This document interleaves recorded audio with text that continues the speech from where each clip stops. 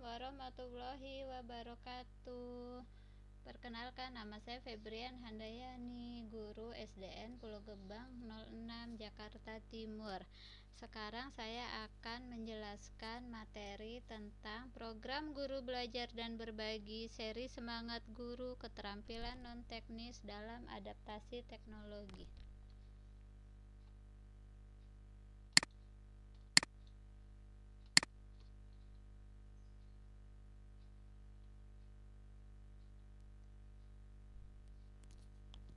Adaptasi teknologi, kerangka summer, tingkat kemahiran, dan learning journey. Lalu menjadi adaptasi teknologi. Kerangka summer, tingkat kematangan seorang guru memanfaatkan teknologi untuk mendukung proses belajar pembelajaran, substitusi, augmentasi, modifikasi, redefinisi. Bagaimana saya menggunakan teknologi baru dalam kegiatan pembelajaran saya? Caranya dengan substitusi. Kegiatan belajar sama dengan sebelumnya. Augmentasi, eksplorasi metode belajar SCL dengan teknologi. Guru kreatif sebagai tim, bukan individu. Perubahan di sebagian besar rangkaian kegiatan. Modifikasi, eksplorasi mendorong karya murid berdampak sosial. Contohnya di mata pelajaran RPP berubah, di tim guru praktek baru menjadi standar di sekolah. Visi misi pendidikan di sekolah berubah. Sasaran belajar sama dengan sebelumnya, redefinisi, eksplorasi mendorong karya murid berdampak sosial. Contohnya di mata pelajaran RPP berubah, di tim guru praktek baru menjadi standar di sekolah. Visi misi pendidikan di sekolah berubah. Peningkatan summer ditandai oleh skenario kegiatan belajar mengajar semakin kaya. Video meeting, contohnya dengan Google Meet, mengajar dengan metode ceramah. Video meeting, umpan balik intensif untuk murid individual atau kelompok. Video meeting memfasilitasi diskusi kelompok untuk analisis kasus. Video meeting Google Meet, murid membuat webinar mempraktekkan pengetahuan. Summer sebagai peta, sumber daya, titik tujuan, rute, titik berangkat. Summer sebagai peta menjadi tantangan menuju menguasai aplikasi, salah paham harus banyak aplikasi, menabung materi ajar, menabung skenario kegiatan belajar mengajar. Tantangan menuju A. Meningkatkan partisipasi murid, memperkaya ide kombinasi aplikasi, mengenali motivasi belajar murid. Tantangan menuju M. Melepas agar murid mandiri, metode SCL lanjut, manajemen event online, manajemen kolaborator. Matriks pengembangan summer, ada deskripsi, keterampilan teknologi, keterampilan pedagogi, kebijakan. Resiliensi dalam learning journey. Resiliensi dalam learning journey.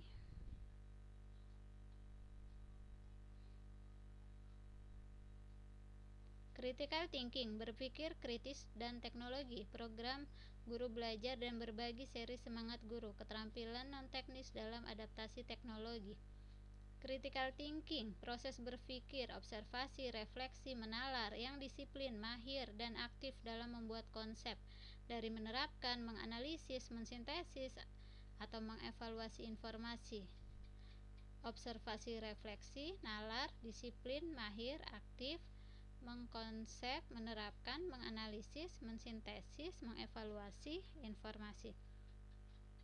Critical thinking, keputusan. Seseorang yang penuh sadar dan hati-hati untuk menerima, menolak, atau menangguhkan penilaian terhadap suatu klaim, dan derajat keyakinannya dalam ia menerima atau menolak klaim tersebut.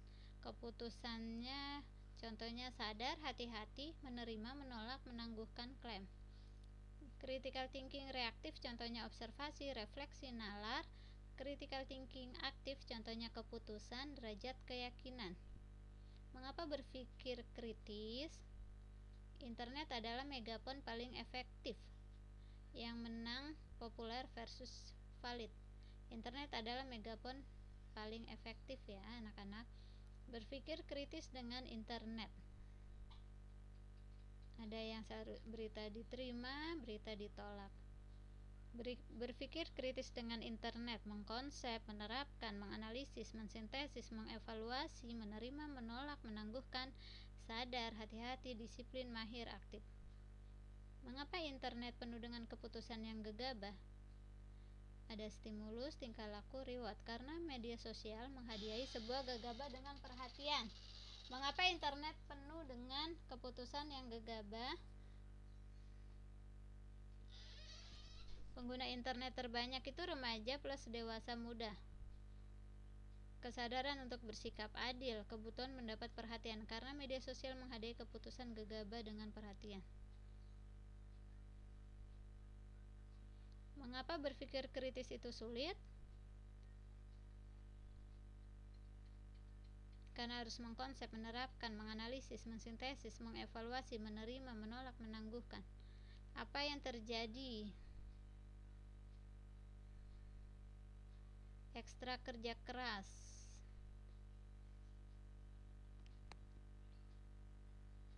Dengan critical thinking, pemikiran yang lambat akan menjadi cepat, pemula menjadi mahir. Tanpa critical thinking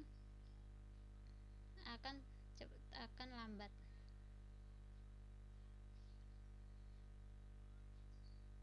Membuat berpikir kritis menjadi keterampilan dan kebiasaan dan insting.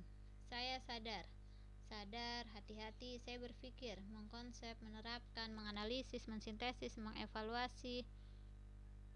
Saya sadar, saya jadi sadar bahwa saya baru ngeh bahwa tunggu kan, saya berpikir, saya jadi kepikiran bahwa berarti jangan-jangan, jangan-jangan.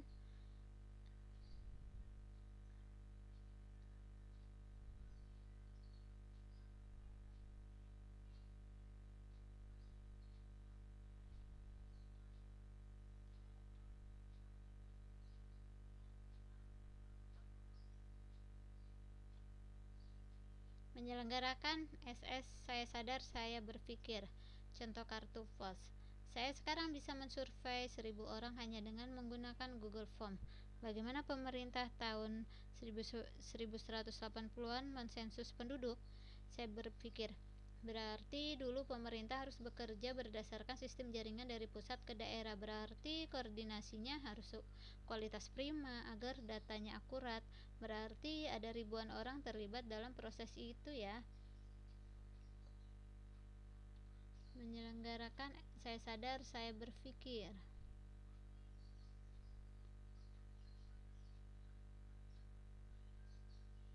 Mengapresiasi berpikir kritis, orisinalitas. Semakin orisinil artinya murid semakin serius mencoba.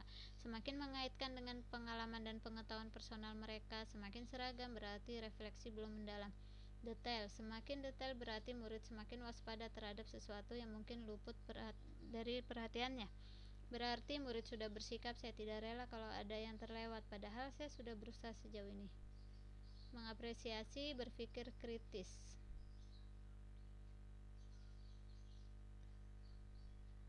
Jika ibu dan bapak tertarik, guru berkenalan dengan murid lintas sekolah, bisa tugaskan murid untuk praktek. Saya sadar, saya berpikir di media sosial, misalnya 2 kali seminggu.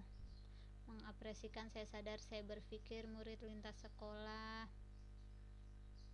Mengapresiasikan berpikir kritis, membuat murid merasakan bahwa ada kelompok masyarakat yang menghargai berpikir kritis. Konten dan teknik pencitraan. Menjadi guru semakin butuh banyak keahlian. Jadikan kemampuan bercerita bukan hanya tugas untuk dikerjakan, tapi semangat belajar sesuatu yang baru, karena kemampuan bercerita akan berguna di seluruh kehidupan kita. Apakah konten itu? Segala bentuk komunikasi, terutama audiovisual, yang berisi sebuah informasi, hiburan, atau ajakan. 3 tahap membuat konten: membuat rencana, mengeksekusi, memasarkan. Membuat rencana, contohnya mengerti persis apa masalahnya, mengerti persis apa solusi paling tepatnya, mengerti persis siapa yang diajak ngomong, siapa pemirsanya. Mengapa mengerti persis digarisbawahi? Karena seringkali pemahaman awal kita berkabut, kurang tepat, dan meleset. Mengeksekusi, impact, communication, persuasion. Menarik nggak ya impactnya, jelas nggak ya komunikasinya, membuat peduli nggak ya persuasinya. Memasarkan, artinya menyampaikan dengan pengantar yang tepat, menyampaikan di waktu yang tepat, bagaimana mengajak supaya lebih banyak orang yang melihat. Jujur pada diri sendiri, artinya selalu kembali dengan melihat diri sendiri, menarik apa tidak, informatif apa tidak, membuat peduli apa tidak. Kita sih pembuat selalu bisa menjawab dengan tepat, tapi hambatan terbesarnya apakah kita bisa jujur pada diri sendiri. Komunikasi efektif. Komunikasi Common English. Komunikasi efektif adalah proses pertukaran ide, pemikiran, pengetahuan, dan informasi yang disajikan dengan cara yang paling dipahami oleh penerima sehingga tujuan atau niat dapat terpenuhi dengan sebaik mungkin. Bagaimana Anda mendengarkan untuk mendapatkan makna penuh dari apa yang dikatakan dan juga membuat orang lain merasa didengar dan dipahami? Komunikasi efektif itu komunikasi dua arah. Kunci dari kehidupan yang sehat dan bahagia adalah hubungan yang baik. Harus ada empati, non-violence communication, observing, feeling, need, request. Mindset, learning mindset, dari menganalisa dan menentukan tingkat kesalahan seseorang orang lain menjadi fokus untuk mengetahui kebutuhan kita dan orang lain. Fokus di progres, bukan di kemenangan instan. Mendengar untuk mengerti, bukan untuk merespon. Proses perubahan memerlukan kolaborasi. Kolaborasi memerlukan komunikasi yang baik. Hasil kolaborasi dan komunikasi yang baik akan menghasilkan hubungan yang baik. Alat yang paling canggih, kemampuan non-teknis, diri sendiri. Komunikasi virtual versus tatap muka. Komunikasi tepat sasaran. Tentukan dan putuskan terlebih dahulu mengapa dan apa yang perlu Bapak Ibu guru komunikasikan kepada murid. Ketahui hasil akhir yang ingin dicapai dengan komunikasi Bapak Ibu kirimkan kepada siswa tersebut. Kenali terlebih dahulu siapa lawan bicara kita. Sangat penting untuk kita ketahui agar bisa menciptakan suasana dan gaya komunikasi yang tepat. Gaya komunikasi akrab, nyaman, hangat, pendek namun efektif, bersikap jelas, sampaikan ekspektasi. Jenis tugas, cara penilaian, tanggal dan jadwal, jalur komunikasi. Metode komunikasi virtual yang efektif itu ada Google Hangout, ada WhatsApp, ada telepon, ada handphone. Rencanakan komunikasi. Rencanakan kapan dan mengapa Bapak Ibu guru harus berkomunikasi dengan siswa online. Ini adalah cara untuk memastikan bahwa Bapak Ibu dapat memberikan siswa Bapak Ibu komunikasi yang bermakna, tepat waktu, dan konsisten. Agenda jangka panjang, jangka pendek, murid dengan orang tua. Harus bergotong royong.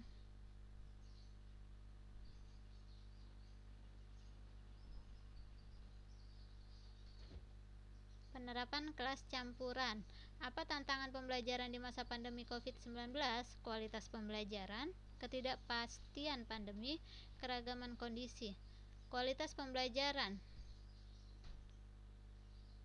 Darurat pembelajaran telah terjadi bahkan sebelum pandemi COVID-19. Penting bagi kita fokus pada kualitas pembelajaran, bukan ketuntasan belajar.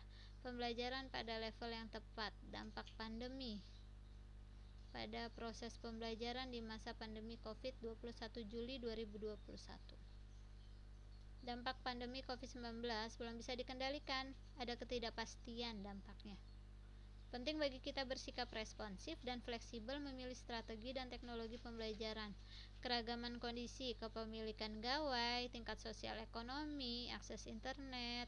Tidak ada solusi tunggal buat semua anak, orang tua, guru, satuan pendidikan, dan daerah di Indonesia. Penting bagi kita melakukan pembelajaran yang adaptif secara pedagogi dan teknologi sesuai kondisi murid, orang tua, satuan pendidikan, dan daerah. Poin penting, fokus pada kualitas pembelajaran, bukan ketuntasan belajar. Responsif dan fleksibel, memilih strategi dan teknologi pembelajaran. Pembelajaran yang adaptif secara pedagogi dan teknologi. Mengapa pembelajaran campuran? Orientasi kebutuhan murid, fleksibel, orientasi abad ke-21. Pembelajaran campuran menjanjikan pembelajaran yang optimal karena bisa menyediakan pengalaman belajar kepada murid sesuai kebutuhan dan pola belajarnya. Pembelajaran campuran bersifat lebih luas, baik untuk memenuhi kebutuhan murid, ketersediaan fasilitas belajar, keragaman akses internet maupun kondisi pandemi yang tidak pasti. Pembelajaran campuran lebih memungkinkan bagi guru untuk memandu murid dalam menguasai 4C, kompetensi abad ke-21, yaitu critical thinking, creativity, collaboration, dan communication. Apa itu pembelajaran campuran? 3 miskonsepsi konsep esensi sinkron versus asinkron. 3 miskonsepsi. Pembelajaran campuran adalah inovasi yang lebih berkaitan dengan teknologi dibanding dengan pedagogi. Pembelajaran campuran tidak bisa digunakan untuk pengembangan karakter, terutama pada murid kelas bawah. Pembelajaran campuran akan menghilangkan peran guru. Konsep pembelajaran campuran. Pembelajaran campuran atau blended learning sebagai program pendidikan yang memfasilitasi murid belajar dengan memenuhi 4 ciri. 1. Setidaknya mengikuti pembelajaran asinkron yang memungkinkan murid merdeka mengatur waktu, tempat, alur, dan tempo belajarnya. 2. Setidaknya mengikuti pembelajaran sinkron dengan pendampingan guru pada suatu waktu dengan moda belajar tertentu. 3. Menghubungkan beragam modalitas program atau mata pelajaran menjadi suatu pengalaman belajar terintegrasi. 4. Membantu murid menjadi pelajar merdeka belajar, komitmen pada tujuan, mandiri pada cara, dan reflektif dalam mencapai sasaran belajar yang disepakatinya. Sinkron versus asinkron. Pembelajaran sinkron, pengertian pembelajaran yang menghadirkan murid dan guru pada waktu yang bersamaan sehingga memungkinkan interaksi langsung antara murid dengan guru, murid dengan murid, atau murid dengan narasumber lain dipandu oleh guru. Meski sering diasosiasikan dengan luring, pembelajaran sinkron bisa dilakukan secara daring. Pembelajaran asinkron, pengertian pembelajaran yang memungkinkan murid belajar tanpa butuh kehadiran guru pada waktu bersamaan sehingga murid bisa mengatur waktu, tempat, alur, dan tempo belajarnya. Pembelajaran asinkron bisa dilakukan secara luring maupun secara daring. Pembelajaran sinkron, metode yang disarankan. 1. Praktek, murid menerapkan suatu prosedur dengan peralatan khusus. 2. Diskusi, murid melakukan tukar pikiran dalam antar kelompok. 3. Refleksi bersama, murid menandai dan menilai proses dan capaian belajar secara kolektif. 4. Umpan balik, murid memberikan umpan balik terhadap tugas atau proyek murid. Pembelajaran asinkron, metode yang disarankan. 1. Penguasaan materi, murid mempelajari materi secara mandiri. 2. Tugas kontekstual, murid mengerjakan tugas yang terkait dengan kehidupan atau lingkungan di sekitarnya. 3. Proyek kolaborasi, murid mengerjakan suatu tugas yang membutuhkan kolaborasi dengan murid lain. 4. Refleksi personal, murid menandai dan menilai proses dan capaian belajar secara personal.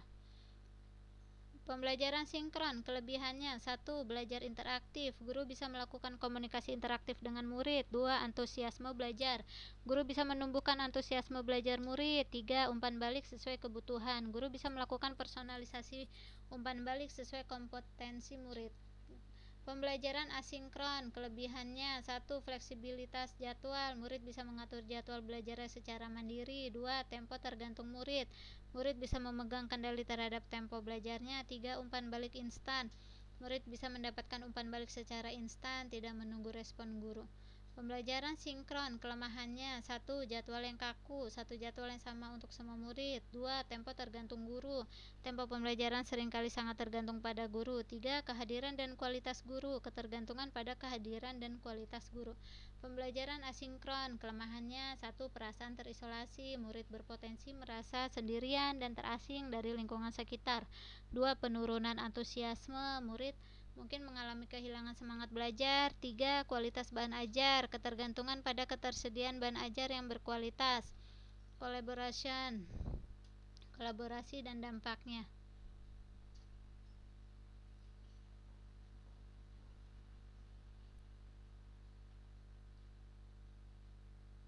Bangsa yang tidak percaya pada kekuatan dirinya sebagai bangsa tidak dapat berdiri sebagai suatu bangsa yang merdeka. Melalui pesan Bung Karno, kita diajak untuk cenderung fokus memikirkan apa yang menjadi kekuatan diri kita dan lingkungan kita daripada memikirkan permasalahan atau kekurangan diri kita dan lingkungan kita. Saya ingin membagikan pendekatan yang bisa digunakan Bapak Ibu dalam menginisiasi atau membuat kolaborasi pada komunitas atau lingkungan Bapak Ibu.